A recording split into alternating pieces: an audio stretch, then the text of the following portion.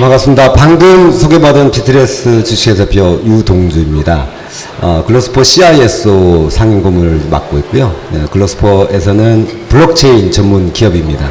해당 영역이 제가 보안을 쭉 해왔기 때문에 블록체인 자체에 대한 어떤 보안 부분들을 계속 모니터링하고 있고, 또 유튜브를 통해서 보안적 요소들을 계속 홍보, 그 다음에 공익 형태로 블록체인이 어려운 난제들에 대한 부분들을 계속 이슈 제기를 하면서 대안들을 풀어가고 있는 과정에서 개인정보라는 화두가 있을 때 이 정보를 어떻게 활용할 수 있을 것인지, 일반 기업들이 4차 혁명하면서 뭐 블록체인 계속 얘기하고 AI 얘기를 하는데, 과연 기업들이 그러면 어떤 식으로 해법을 통해서 접근할 수 있는 것인지, 과연 개인정보를 담았을 때 안전한 것인지. 오전 세션에서 키노트에서 이제 민우 법무법인 민우에서 뭔가 얘기를 했었습니다만, GDPR 때문에 좀 머리가 아프죠? 많이 아픕니다. 그런데 우리나라 개인정보보호법이 아직도 이제 그런 부분들은 상충되는 부분들이 있습니다. 그런 부분들을 좀 설명을 같이 엮어서 외국 사례를 통해서 좀 생각해 볼 수 있는 시간을 좀 가졌으면 좋겠습니다. 목차는 뭐 보시는 것과 같이 좀 그냥 러프하게 잡았습니다. 개인정보 범위는 워낙 전문가들이 많이 계시잖아요, 여기에. 그리고 지금 제 강의 세션을 들으려고 하셨던 분들은 대부분 블록체인에 대한 어떤 호기심, 궁금증, 그 다음에 어떤 디플로이에 대한 부분들, 고민거리들이 있었던 분들이 이제 오신 거란 말이라는 그런 생각이 들었습니다. 따라서 범위라든지 어떤 확장 영역 부분들이 굉장히 많습니다, 정보가. 근데 요새 블록체인들은 대부분 의료정보 쪽으로 강하게 지금 드라이브 걸고 있는 상태고, 또 헬스케어라는 부분들이 이제 오랫동안 계속 연구 지속하면서 이 분산체계에 대한 얘기들이 좀 튀어나왔죠. 이런 부분들을 어떻게 해결할 건지는 좀 더 논의를 필요로 합니다만, 어찌됐든 중요한 건 시작점이 중요한 거예요. 시작점이. 어떻게 시작할 거냐. 블록체인을 가지고 어떤 식으로 우리가 정보를 담아서 표현해 볼 거냐. 이런 부분들을 굉장히 좀 저 뒤에서 설명드리겠습니다만, 우리나라 정서하고 굉장히 안 맞는 부분이 있습니다, 블록체인이. 그런 부분들을 좀 아마 공감을 하실 수도 있고, 아니야, 네 말 틀렸어, 저는 딴지 받으려고 이 자리에 쓴 게 아니고요, 제 의견을 피력하기 위해서 온 거기 때문에 그런 부분들은 저한테 나중에 따로 말씀해 주시면 제가 참조해서 또 더 좋은 자리에서 또 한번 얘기할 수 있는 기회가 되면 말씀드리도록 하겠습니다. 자, 개인의 중요성들은 많죠. 유출된 정보라든지 뭐 회수 불가하는 부분들, 이런 블록체인에서 어떤 그런 부분들은 비가역성이라고 저 뒤에 또 설명합니다. 그다음 범죄행위에 대해서 뭐 악용돼서 고객과 기업의 어떤 물질적 피해를 발생할 수 있는 부분들, 신뢰도가 가장 큰 요소입니다. 신뢰도가. 따라서 보시는 것처럼 기업에서의 중요성하고 정부에서 중요성, 이 개인정보 페어 자체가, 정보 이 자체가 지금 개인정보를 어떻게 활성화하고 어떻게 막아내고 어떤 식으로 정책을 진행하고 있어, 자 들어, 너희들이 같이 따라와야 돼, 뭐 이런 얘기들이잖아요. 그런데 보시는 것처럼 기사에서 밝혀졌습니다만, 정보에서의 어떤 중요성들은 누가 얘기하지 않아도 다 동일하게 생각하고 있는 거라고 생각이 됩니다. 2017년도에 가치를 보시면, 죄송합니다. 가치를 보시면 이 정도의 어떤 손실로 피해 예상 금액이 약 40억 달러로 돼 있습니다. 근데 뭐 이것보다 수치로 보면 더 많겠죠? 보이지 않는 부분까지는 표치를 못했습니다만, 보이는 부분이 이 정도 되니까 어마어마하겠죠. 자, 블록체인에서 보면 이제 우리가 고민했던 부분은 이제 블록체인을 사상서부터 봐야 되는데요. 제가 오랫동안 이제 블록체인을 봐왔지만, 좀 안 맞아요, 국내 정서하고. 외국에서 블록체인, 일본에서 처음 이제 그 친구가 논문을 통해서 뭔가 발표를 하고 디플로이를 비트코인이라는 걸 통해서 이렇게 했지만, 과연 이게 국내 4차 혁명하고 뭐, 맞겠냐, 현실적으로 지금 현재 시점에서 맞겠냐라고 했을 때는 좀 괴리감이 있습니다. 물론, 선행주자로서 얘기할 수 있는 자신감은 있으나, 지금 블록체인이라고 하는 커다란 화두가 정부의 4차 혁명에 들어와 있단 말이죠. 그런데 이 컨셉을 뒤로 거슬러 올라가 보면, 국내의 정서하고 맞지 않는 부분이 있습니다. 왜 자꾸 이런 얘기를 하는지 저 뒤에서 다시 한번 말씀드리겠습니다만, 중앙 집중형인 방식은 굉장히 리스크가 크죠. 비용도 그렇고 관리 포인트도 많습니다. 왜? 그만큼 비용이 과다 투자될 수 있는 요소가 있어요. 그럼 분산은 좀 나을 거나 뭐 뭐 그럴 수도 있고 아닐 수도 있습니다. 생각이 나름입니다. 그런데 블록체인은 데이터를 분산해서 저장한다라고 하는 분산 저장 기술입니다. 그러면 뭐 DB 쪽에서 말하는 뭐 분산 저장 기술이야? 그건 좀 아니고요. 좀 약간 좀 DB 쪽 관점에서 보면 비슷하긴 하지만 약간 벗어난 것 같고, 일단 데이터를 블록 단위로 쪼개서 저장하는 건 맞습니다. 그리고 관리 포인트가 피아 식별이 좀 애매모호합니다. 아군과 적군을 구별하지 못해요. 이건 좀 문제가 있겠죠. 정보가 흘러가는데 넌지 난지 잘 몰라요. 우리가 항상 얘기하는 개인정보 주체 애매모호합니다. 그리고 관리자 애매모호합니다. 사용자 정말 애매모호하죠. 근데 사용자는 정해져 있죠. 왜? 내가 그 정보를 받아서 원장을 업데이트를 하든지 뭔가 거래를 이루어지기 때문에 분명히 존재하죠. 그런데 좀 애매모호합니다. 일단 한번 계속 보시죠. 보안성? 해시 함수입니다. 해시? 기능 유닛을 리을하면 상대방이 못 알아보기 위해서 여기다가 뭔가 일회성 암호를 넣습니다. 그래서 보통 이제 SHA-256 정도의 어떤 256비트를 이용한 섞어 비빔밥처럼 섞어서 정체를 잘 모르게 하는 거죠. 일회성 암호에 많이 씁니다. 저희가 해시 함수를. 그런데 이제 일회성의 암호라는 건 원본 데이터에 대한 식별이잖아요. 원본이 변하지 않았어! 라고 하는 어떤 순수한 무결성 체크 요소입니다. 근데 각 데이터마다 무결성 체크를 해준다는 거란 말이죠.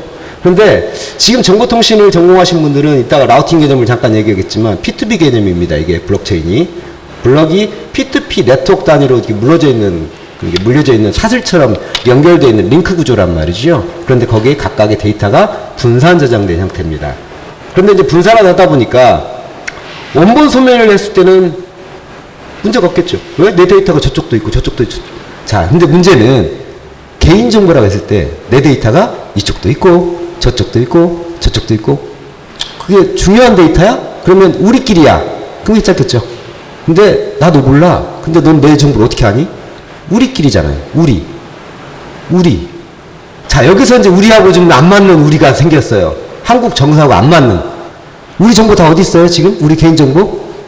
자, 여기서 이제 좀 반성해야 될 일 있죠. 이제까지 우리 동포라고 표현하는 국민 전체 인원이 한 5,300만 명 된다고 친다면, 있을까요? 우리가 같이? 정보가? 여기? 중국도 가 있고, 미국도 가 있고, 우리 정보는 어디가 있어요? 다! 우리는 이미 블록체인을 하고 있었어요. 10년 전부터. 정보를 이미 사슬 체인으로 쫙 물려 있었단 말이죠. 이제 와서 뭐 어쩌고 개인정보, 이거는 업데이트된 정보를 보호하기 위한 조치 방안들이지, 기본 정보들이 이미 다 나가 있단 말이죠. 외국으로. 가까운 중국만 해더라도 지금 우리 정보를 가지고 다양한 걸 하잖아요. 피싱, 파밍 다 하잖아요. 막고 싶은데 못 막잖아요. 왜? 최신 업데이트 정보를 어떻게 알고 내 정보를 다 알고 이렇게 속속들이 정확하게 전환을 하는지 정말 신통방통해요. 대단한 블록체인 기술입니다. 우리는 이미 하고 있었어요. 그죠? 반성하죠. 정보인의 책임으로서 좀 많이 반성하지만 이건 우리만의 책임은 아닌 것 같아요. 그동안 정보를 너무 우습게 알았던 거죠, 우리가. 그 민족적인 어떤 결함이 있습니다, 우리가. 서로 윈하고 서로 이렇게 보듬어가는 어떤 한결의 그런 뭐 이런 내용들이 있는데, 어찌됐든 중요한 건 블록체인하고 지금 약간 상이한 내용들이 점점점 나오긴 하는데, 위조가 불가능하고 무결성이 뛰어납니다. 이거는 인정. 자, 근데 암호화돼 있다? 이건 좀 아닙니다. 암호화돼 있지 않습니다. 그냥 단지 트랜잭션이라고 하는 우리가 데이터를 넘겨주고 넘겨받는 그 과정 자체가 해시값으로 내 데이터가 변조되지 않았어라는 얘기지, 이 데이터가 저장될 때 완벽하게 암호화돼 있지 않아요. 근데 사람들이 착각해요. 블록체인은 암호화됐대. 그건 모르시는 분들. 우리는 정보만 바닥에 있으니까 그래, 그 정도 우리 알아. 오케이. 자, 이제 여기까지가 이제 수준을 좀 맞춰서 넥스트로 보시면 보시는 것처럼 연관성이 있습니다. 대부분 산업에 적용이 돼서 가능해서 개인정보하고 접점이 굉장히 많습니다. 자, 이걸 블록체인이라고 연결했을 때는 내 개인정보 하나가 부동산, 금융, 인증, 의료, 계약, 무역, 컨텐츠, 내가 즐겨보는 영화, 말 그대로 홈 네트워크에 관련된 어떤 정보들, 항공 탑승권, 마일리지, 카드 내역, 전부 다 블록체인으로 물려있다고 생각해 보시면, 이 정보 하나만 털리게 되면 어마어마한 정보가 집합체가 되죠. 그런데 이거를 각각 그룹별로 독립적으로 다 저장하고 있다고 보세요. 그럼 내가 거기 들어갈 때마다 인증을 받게 될 거고, 뭔가 지금 현재는 그런 행위를 하고 있죠. 근데 이걸 블록으로 쪼개버리면 또 다른 얘기가 되는 겁니다. 접점이 굉장히 많죠. 자, 블록 단위로 보게 되면 개인정보는 직접 저장하는 방식이 있고요. 해시값만 저장해서 링크값만 받는 방식이 있어요. 자, 오전 세션에도 똑같은 얘기를 했어요. 직접 저장 굉장히 불안합니다. 제3자가 내 정보를 알고 있는 거예요. 어떻게? 원래 그 블록체인이 정보 공유에서 나온 거예요. 오픈소스, 오픈마인드 형태로. 네 정보 내가 알아? 내가 네 정보 알아. 우리는 서로 모르는 존재야. 옆집, 뒷집 알 수 있어요. 하지만 한국에 있는 사람이 미국에 있는 사람 처음 봤어. 우리는 페이스북, SNS 뭐 이런 톡, 뭐 위챗, 뭐 다양한 형태의 소셜 네트워크를 통해서 그물망처럼 퍼져 있는 이런 제3자를 신뢰할 수 있는, 근데 네가 누군지 어떻게 알아? 이런 부분에서 블록체인이 딱 등장하면서 얘는 믿을 수 있는 사람이야 라고 한마디 해주면 오케이 알겠어 너 친구해. 그 다음부터 이 사람 친구가 되는 거잖아요. 이런 개념에서 보면 블록체인이 굉장히 유용하게 쓰이겠죠. 내가 아닌 저 사람 잘 모르겠는데 제3자가 입증해주는 형태. 아 괜찮죠. 괜찮아요. 여기까지는 괜찮아. 자 그런데 개인정보가 저장이 돼서 이따가 예시를 드리겠습니다만 유통이 되는 순간부터는 달라요. 그런데 해시값만 갖고 간다는 거는 좀 생각해 볼 것 같아요. 왜? 실제 데이터는 다른 곳에 저장되어 있고 이 데이터를 볼 수 있는 권한을 준 거예요. 너만 봐. 이렇게. 너만 봐. 공인지수 똑같은 거잖아요. 개인키하고 공유키가 있는 거잖아요. 그런데 지금 블록체인도 기술적으로는 두 가지 방식이 있습니다. 하나는 직접 저장하는 방식, 하나는 링크값만 던지는 방식. 자, 이거를 이제 직접 저장할 때 형태를 보면 블록체인 안에 보면 이전 블록 데이터의 해시값하고 시간기록, 그 다음에 넌스나 비트값을 이용해서 우리가 머클루트라고 하는데요. 이 머클루트는 좀 형식이 이제 트리 구조로 되어 있습니다. 머클 트리라고 합니다. 그래서 밑에 블록과 트랜잭션 아이디를 갖고 있는 트랜잭션 아이디라는 건 고유 사용자 아이디를 말하는 겁니다. 고유 사용자 아이디가 너와 내가 섞어서 뭔가를 해시를 줘. 그래서 우리 값 변하지 않았어. 우리 사이좋은 사이야. 라고 데이터를 위로 던져주면 다시 이 그룹과 그룹 노드에 있는 놈들이 또 붙어요. 그래서 또 해시를 줘요. 또 그래서 또 해시를 주면 저 상위 노드에 있는 값이 바로 머클루트가 되는 겁니다. 개념은 이렇게 트리 구조로 되어 있습니다. 그래서 밑에서부터 블럭 해서 위로 블럭 저 위에 상위. 이런 식의 해시값을 표현하는 것들이거든요. 굉장히 복잡한 것 같지만 그냥 메쉬 구조처럼 똑같습니다. 단지 트리 구조로 되어 있다는 거. 이 개념은 굉장히 오래됐습니다. 1976년도에 나왔던 논문에 나왔던 내용인데 실제 디플로이 된 건 벌써 이제 30년 거의 40년 가까이 된 상태에서 지금 디플로이 되고 있잖아요. 자, 우리는 블록체인이라는 새로운 사상이라고 보는데요. 이 사상 나온 지는 굉장히 오래됩니다. 이 분산 저장이나 분산에 대한 공유 개념은 굉장히 오래됐어요. 한 4, 50년 넘었어요. 이 데이터가 뭐 새로운 개념처럼 막 포장이 되어 있는데 그렇지는 않습니다. 알고리즘 자체는 다 오래 캐캐먹은 것들인데 다시 리모델링 돼서 나타난 겁니다. 또 두 번째, 블록체인에서 해시값만 기록했을 때는 개인정보 해시값을 통해서 정보가 전달되지 않아요. 자, 이걸 볼 수 있는 권한을 준 거죠. 키값을 딱 던져버립니다. 자, 너와 나 약속됐던 이거는 너만 봐. 자, 문제는 이럴 때는 해시값을 통째로 얻어내면 해킹 가능하죠. 정보를 통으로 얻어버리면 친구를 맺으면 우리는 해킹 가능합니다. 따라서 두 개 다 해킹이 가능한 요소가 있는데 해시값을 알아내기는 정말 쉽지 않아요. 특히 256 이상, 512 이상 돼버리면 정말 쉽지 않습니다. 이거는 뭐 컴퓨터 하시는 분들은 다 아실 거고 보안하시는 분들 다 아실 거고. 유출 가능성 보시면 정보를 직접 기록해서 현재 기술적 방안이 거의 없어요. 정부 주도의 어떤 규제 샌드박스를 선정해서 뭔가를 하겠다라고 좀 얘기를 하고 있는데 또 블록체인에 맞춘 이번에 이제 뭐 블록체인에 대한 기본법들이 이게 발의가 됐습니다만 처리가 될지 안 될지는 현재 상태는 잘 모르겠어요. 어찌됐든 잘 모르겠어요. 유출 가능성? 이거는 이제 개인정보 해시값만 했을 때는 거의 노출 가능성이 없죠. 그런데 방안? 유출 가능성은 없지만 매체가 강화되어야죠. 반대로. 왜? 키값을 서로 보존하고 있는 그 데이터에 대한 부분들은 감춰줘야 되는 거잖아요, 우리가. 그러니까 뭘 해도 똑같은 거예요. 이렇게 되나, 엎혀지나, 맺히나, 뒤집어지나, 미끄러지나, 자빠지나. 단어만 다를 뿐이지 비슷한 거예요. 결론은 개인정보를 보관하는 통제기관의 블록체인이라든가 신분증 발급, 특히 중국 애들이 이걸 하고 있습니다. 아, 애들이라고 표현하면 안 되겠군요. 중국 친구들이 저걸 하고 있습니다. 아이디를 발급해서 국가에서 합니다. 자, 이럴 때는 또 다른 차이점이 있어요. 자, 이걸 왜 자꾸 얘기를 하냐면 저 뒤에서 우리나라의 컨셉과 왜 안 맞는지를 한번 결론 때 한번 잠깐 말씀드리겠습니다. 자, 이대로 예를 들어볼게요. 실제 개인정보가 어떻게 어떻게 노출이 되고 어떻게 가는지 보면, 자, 판문점의 선언을 우리가 하나 얻었어요. 자, 이걸 공유를 해볼게요. 공유를 해봤을 때 이더스캔 사이트 접속을 했을 때 우측 상단에 트랜잭션 해시 검색을 해가지고 그 값을 컨버터 투 UTF 파일로, 아니 프로그램 코딩상 보면 리틀 엔디안으로 거꾸로 들어가거든요, 입력값이. 근데 그걸 잘못 입력하면, 프로그램 잘못 입력하면 앞으로 들어가게 되면 이제 데이터 값이 전혀 다른 형태로 오는데, 어쨌든 엔디안을 써가지고 이 값이 이렇게 나와버려요. 단지 이 해시값만, 트랜잭션 해시값만 얻을 뿐인데 실제 데이터가 와버리거든요, 이렇게. 이거를 쭉 다 같이 공유한다고 생각해보세요. 개인정보를. 나는 해시값만 얻었을 뿐인데 내 정보를 이미 상대방이 쫙 펼쳐서 같이 갖고 있는 거예요. 근데 예를 들어서 기업 정보라고 생각해보세요. 이거 대박이에요. 거래 정보라고 생각해보세요. 이거 대박이야. 자, 근데 오전에도 그 얘기를 했어요. 하드포크를 통해서 뭔가를 하겠다. 이 하드포크라는 단어는 좀 다른데, 소프트포크, 하드포크 두 가지 나눠져 있는데 좀 다른 게, 하드포크는 완전히 별종이에요. 유동주가 업데이트 되면 유동주 마인드가 바뀌겠죠. 그런데 이 하드포크는 내가 자식을 만들어버린 거예요. 자식이라고 해서 내 맘대로 할 수 있는 건 아니잖아요. 그죠? 하드포크는 완전 별종의 자식이 생겨버린 거예요. 내가 내 인생 아니잖아요. 근데 코인이 같을 수는 없어요. 혹은 블록체인이 같을 수 없다고. 왜? 하드포크라는 건 완전 별종이에요. 그럼 이걸 하려면 얘하고 호환이 돼야 돼? 어떻게 해야 돼요? 이 비용도 막대할 거고, 이 하드포크 되는 거를 또 공유를 해야 되잖아요. 공유하는 비용 만만찮아요? 또 업데이트 하나 하는 데 있어서 하드포크를 통해서 하겠다? 그러면 기존의 유저가 10명이면 괜찮아. 10명이 괜찮은데 1000만 명이라고 생각해보세요. 이거 업데이트 하는 거, 지금 그 비트코인 같은 경우는 업데이트 하는데 거의 몇 수십 기가가 올 거예요. 업데이트 치는데. 맨날 며칠 걸려요. 업데이트 하려면. 그 하드에 저장해야 되거든요. 저장의 정보가 저장이 돼요. 이거 시간적으로도 또 P2P상, 블록체인 특성상 네트워크 퍼포먼스가 안 나와요.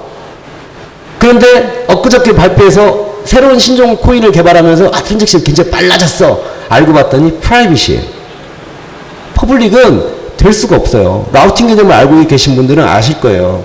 RIP의 가장 큰 특징은 30초마다 한 번씩 갱신이 되기 때문에 라우팅에 부가가 생겨요. 밴드위스가 높아져요. 그리고 갱신될 때마다 30초마다 그 밴드위스 일부를 잡아먹기 때문에 OSPF가 나오게 되고 BGP 4+가 나오게 되고 이런 다양한 알고리즘이 계속 개선되잖아요. 블록체인도 현재는 퍼블릭에서는 퍼포먼스가 안 나와요. 프라이빗에서는 나와요. 왜? 프라이빗은 딱 정해버렸잖아요. 이 안에서 놀아. 그 안에서 놀고 있는데 위험성이 왜 생기겠어요? 퍼포먼스 우리 네트워크 구조에 생기는 거예요. 굉장히 빠르죠. 자, 어찌됐든 중요한 건 해시값만 기록한다 해도 해킹의 위험은 존재합니다. GDPR의 가장 큰 특징은 뭐겠어요? 삭제, 잊혀질 권리입니다. 업데이트. 자, 블록체인은 업데이트 된다 안 된다? 쉽지 않습니다. 정말 쉽지 않습니다. 한 번 박힌 인생 끝이 죽은 글씨입니다. 인생 똑바로 살겠지만 개인정보 같은 경우는 인생 똑바로 사는 거예요. 전과 없어졌던 만약에 소송이 취하돼서 뭐 무죄를 판결, 아니 우리 신문기사하고 똑같습니다. 저는 똑같습니다. 죄를 짓든 안 짓든 한번 이름 뜨면 조그맣게 나오죠. 그거 오보였습니다. 이미 나는 만시장이 됐는데 오보였으면 작은 줄 알아. 똑같아요. 세상 사는 이치하고 똑같아요. 한 번 올라간 정보는 삭제하기 쉽지 않습니다. 이게 블록체인의 가장 큰 단점. 퍼블릭에서. 자, 프라이빗 가능해? 가능합니다. 왜? 주체가 있거든요. 중앙제어가 되어 있습니다. 중앙제어가. 프라이빗과 퍼블릭은 명확히 구분하셔야 돼요. 퍼블릭은 누구나 다 everything이고 everybody고, 프라이빗은 아니 내가. 그래서 개인적인 데이터를 수정하고 삭제, 원장에 대한 수정 불가, 개인정보 사용에 대해서 굉장히 GDPR에서도 힘들어요. 지금. 그래서 새로운 신흥 블록체인 기업들이 이 유럽 쪽에서 이걸 어떻게 하지? 근데 유럽 쪽에서 이미 스위스 쪽에서 한단 말이에요. 근데 개인정보 충돌이 생겼어? 그러면 어떻게 할까? 자국에서만 공유를 확산시키지 않고 이 부분만. 이건 가능하다니까요. 속도도 빨라진다니까요. 좋다니까요. 그런데 이거는 또 나중에 또 문제가 있어요. 자, 국회 지금 뭔가 하고 있죠. 근데 세금 납부 쪽에 이제 쓰려고 해요. 세금 납부 쪽하고 공급망 통해서 어떤 블록체인 사업들에 대해서 정보를 수집하고 뭐 이런 것들 지금 하고 있죠. 또 그리고 개인정보 보관한 다음에 열람을 불가하게 한다든지 뭔가 조치사항들이 지금 나오고 있어요. 그런데 퍼블릭이 했을 때하고 프라이빗에서 했을 때하고 좀 약간의 상향 개념들이 있어요. 지금 제가 퍼블릭하고 프라이빗 두 개를 얘기했죠. 프라이빗은 폐쇄망입니다. 우리끼리 그룹핑돼서 그 안에서만. 퍼블릭은 아니 누구든지. 자, 공유 개념입니다. 자, 블록체인은 공유예요. 공유. 이걸 잊지 마시고 좀 들어주시면 좋겠습니다. 자, 기술적 제도적 이슈. 모든 참여자가 퍼블릭일 경우 거래 내역을 다운받을 수 있습니다. 아, 이게 대박이죠? 거래 내역이라면 정보까지도 포함됩니다. 두 번째, 여기는 권한 부여가 애매모호해. 누구든지 권한을 가질 수 있는 역할이 돼요. 즉, 우리가 항상 고민하는 거 주체가 애매모호해. 관리 주체가. 책임성 소재도 애매모호해. 왜? 우리니까. 그 누군가의 불특정 다수의 누군가의 우리니까. 누가 지정해줘? 글쎄요. 힘 있는 놈이, 많이 가진 놈이, 정보를 많이 갖고 나를 거쳐가는 놈이, 그게 힘의 논리에 의한 어떤 주체가 돼버린단 말이죠. 세 번째, 잊혀질 권리가 안 돼요. 업데이트 하려면 난리 납니다. 아까 말씀드렸죠? 하드포크 한번 하려면 엄청나. 그러면 이제 DB를 저장하고 이건 블록체인 개념이 아니에요. 네 번째, 삭제? 이건 업데이트도 안 되는데 무슨 삭제까지. 감사. 힘들어요. 그런데 전 세계적으로 이 항목에 대해서 엄청나게 고민하고 있어요. GDPR? 아직도 우리하고 안 맞죠? 잘. 지금도 계속 얘기하고 있잖아요. 기사 쪽에서 연구를 계속 하고 있습니다만 접점이 보이긴 하지만 우리 쪽 법 개정에 대해서 이슈 제기를 계속하고 법을 개정해야 되는 상황들이 계속 발생하고 있어요. 왜? 우리도 글로벌로 가야 되니까. 그런데 이게 블록체인 하나만 놓고 봐도 이슈가 지금 상당히 많습니다. 그런데 과연 지금 우리나라에서 블록체인으로 개인정보를 담아서 뭔가를 해보겠다? 그러면 안 되는 거야? 되긴 하겠죠. 저 뒤에서 다시 한번 결론 내리겠습니다만. 중국, 얘네들 뭐 하고 있어요. 그래서 은행 대출, 호텔 예약, 택배. 그래서 개인 데이터는 블록체인으로 담아서 어디서? 프라이빗처럼 관리를 해줘요. 중앙에서. 관리를. 그러면 이게 퍼블릭이에요, 프라이빗이에요. 이제 배웠잖아요. 이제 좀 전에 배우셨잖아요. 퍼블릭이 프라이빗이에요. 퍼블릭 같이 보이지만 하이브리드 형태의 퍼블릭 앤드 프라이빗이에요. 왜? 주체가 명확하거든요. 기관이라는 것이 명확히 떨어져 버렸잖아요. 얘네들.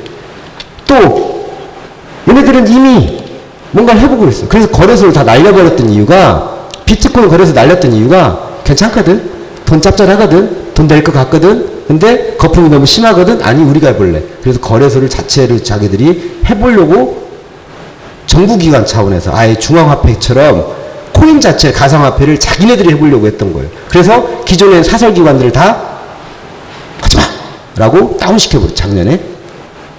거품 난리 날 때 보셨죠? 막 중국 난리 나고. 이런 것들 전부 다 아실 거예요. 왜 그런지는 아셔. 코인 조금만 보신 분들은 안단 말이죠. 기록물을 다른 저장 매체를 활용하죠. 다른 저장 매체. 여기에 중요한 키포인트가 있습니다.